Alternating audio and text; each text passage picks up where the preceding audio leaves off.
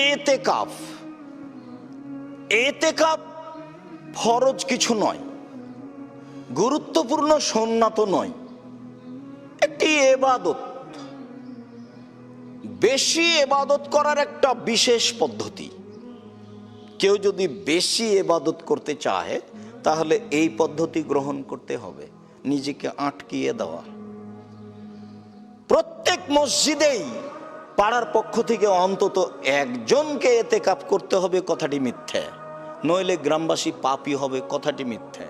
কোনো একজন লোককে নিয়ে এসে এতেকাফ করাতে হবে, কথাটি মিথ্যা। ধর্ম এরকম পাগল নয়।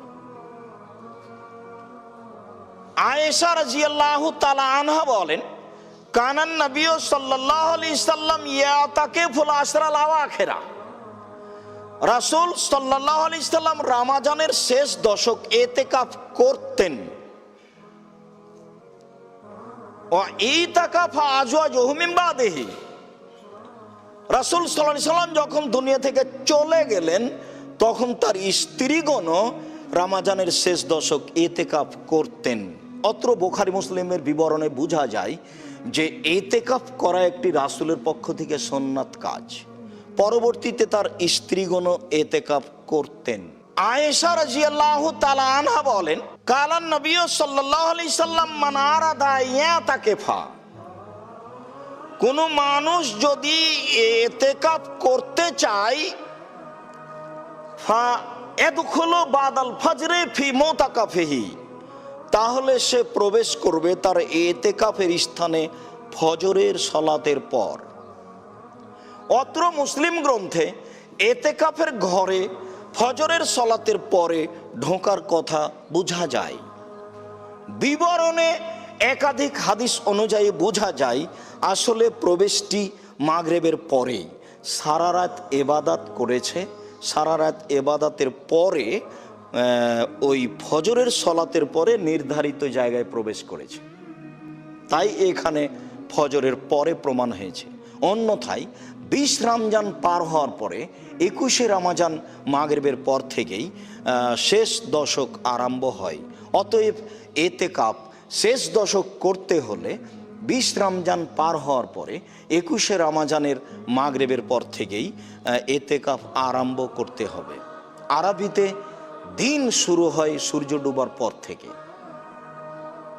আর অন্য ভাষায় ইংরেজি ভাষায় দিন শুরু হয় রাত 12টার পর থেকে। যার কারণে একটা সন্তান জন্ম নিয়েছে মাগরিবের পরে, সে পরের দিনে চলে যাবে। যে সন্তান মাগরিবের আগে জন্ম নিয়েছে সেই সন্তান আগের দিনেই থাকবে। এই হিসাব হলে 12টার পরে হতো।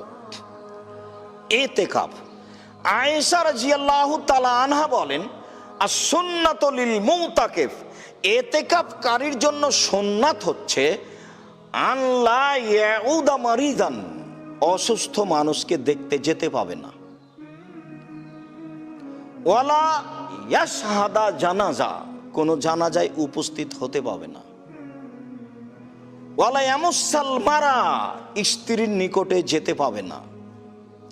ওয়ালা ইউবাশিরাহা, তার শরীরের সাথে শরীর লাগাতে মিলাতে পাবে না। ওয়ালা ইয়াখরুজু ইল্লা লিমা লা বুদ্দা মিনহু, এতেকাফের স্থান থেকে বের হতে পাবে না জরুরি প্রয়োজন ছাড়া।